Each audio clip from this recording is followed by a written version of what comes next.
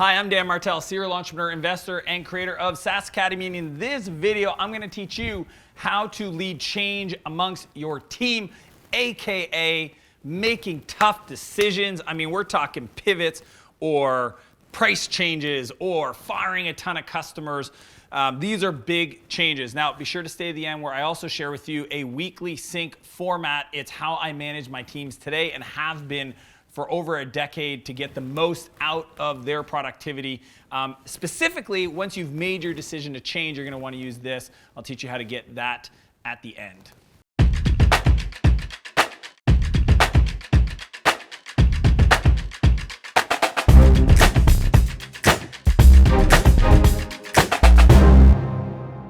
So one of the big things that's going to come up when you build your company, as you're innovating, as you're pushing, as you're growing to build this into a big, meaningful entity, is you're going to have to disrupt yourself. You're going to have to change things. You're going to have to reevaluate the way you've done things in the past to see if it's going to serve you going forward. And I got to tell you, there are dozens of examples in my own career building companies where this has come up. Recently, just one of my coaching clients, they were trying to go through a price change. If you've ever thought about doubling, tripling, quadrupling your prices and worrying that you're going to lose your customers, these are the kind of challenges that come up that we need to kind of guide our teams through. I know for me, I was building my company Clarity. It was a marketplace for entrepreneurs to get advice over the phone.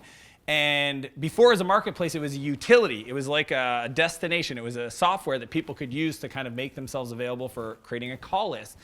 And that decision to essentially shut down that part of the business and pivot the whole thing into a marketplace was a tough one, because essentially we had to get rid of 70% of the seekers or people that thought they were experts and make them seekers. And you know, we sent the email, we timed it, we did all the things, but it was still a big kick in the stomach when it came to making the change. It was a big, scary decision. It turned out to be the best one. We 4x our growth in the next 3 months because of the clarity of focus on the product. I even have one of my friends right now struggling with essentially having to get rid of 80% of their SKUs. They sell a bunch of stuff that isn't profitable, but because they're worried about losing their customers, they haven't made this decision. It's been years, and it continues to add complexity into their operations and challenges. These are the kind of challenges or frustrations I'm going to teach you how to overcome. The change that needs to happen in your business. It really comes down, for me, to these 5 key areas.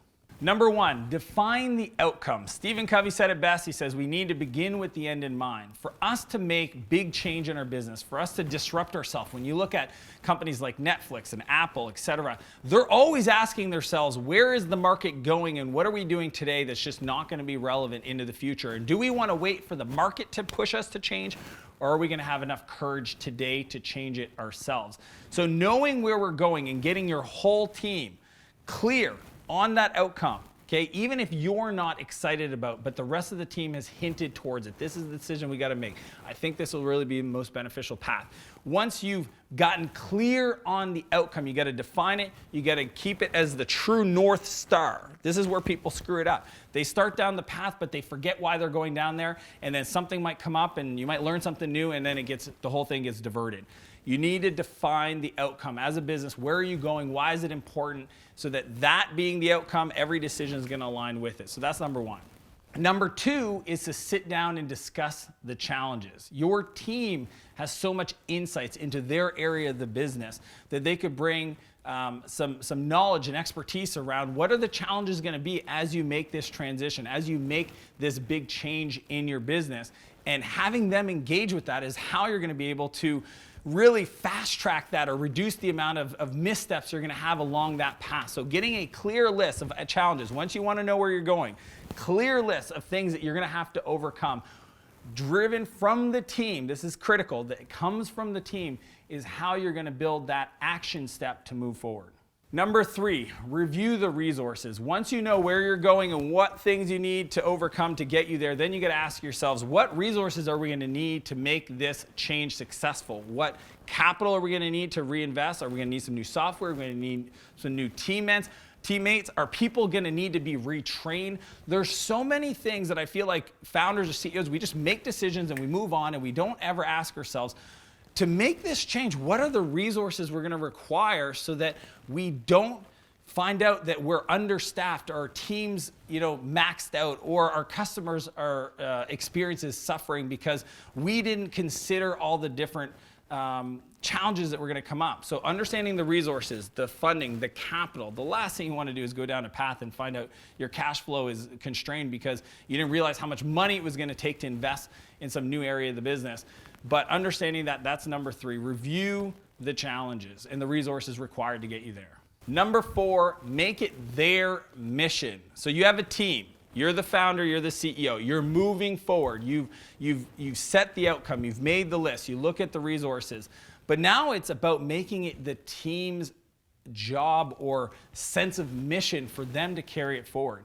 If you're the person always having to push and push and push, it's just going to be a never-ending battle. If you can make it the call to arms for your team and set, this is the vision we're going, this is what needs to happen. If we do these things, these great things will be unlocked for us as an organization, as a team, right? And you map their work to those outcomes. That's how you can make it their mission.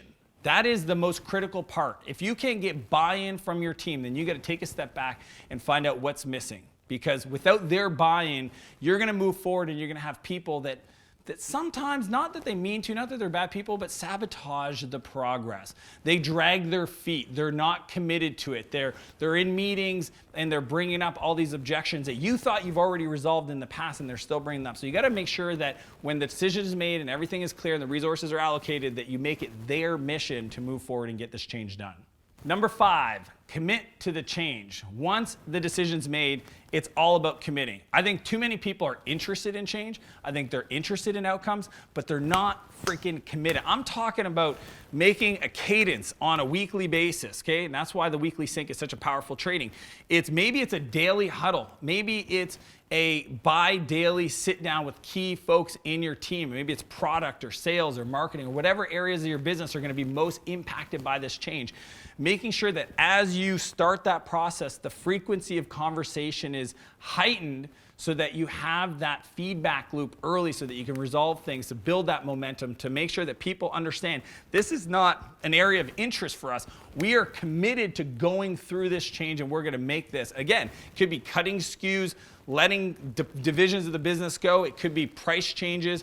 It could be raising capital. It could be redesigning and pivoting the whole business. But once it's a decision, you need to drive it forward with a level of commitment that is maniacal so your team knows that this is not something we're going to pull back for. We're burning the bridges, we're taking the beach head, and we're going to make this happen. And that's the level of commitment that's required to really drive change in your company. So to really lead change in your organization around these big decisions, you got to focus on these 5 key phases. Number 1, you have to define the outcome. Begin with the end in mind. Number 2, discuss the challenges as a group openly. What could go wrong? Number 3, review resources. What capital, what team, what technology do we need to make sure that we make this transition? 4, make it their mission. Make it so that the team adopts this call to arms, this charge, this focus. It's them that wants the change. And number 5, you need to commit to the change through the frequency of conversation with different team members, higher frequency in the beginning to really build the momentum. So as I mentioned at the beginning of this video, I want to share an incredible resource to really help you not only get your team performing, but if you're making a change, to make sure you're measuring the right outcomes, and that is called the Weekly Sync. You can click the link below to download your copy of the format that I use every week. We use this structure to go through as a team to make sure everybody's on the same page, everybody's driving forward the key metrics. Be sure to check out the scorecard section and the ROC review to really help you get clear on what every person in the business is driving for. And I also like the customer headlines. That's just one of my favorite parts, where we actually open up the meeting so people can kind of provide some customer wins so that everybody else in the company are made aware. So you can click the link below, download your copy. If you like this video, smash that like button. Be sure to subscribe to my channel. If there's anybody that you care about that you think this video could serve, feel free to share it with them. And as per usual, I want to challenge you to live a bigger life and a bigger business, and I'll see you next Monday. That's good. That's cool. Ready? Yeah. 3, 2, 1.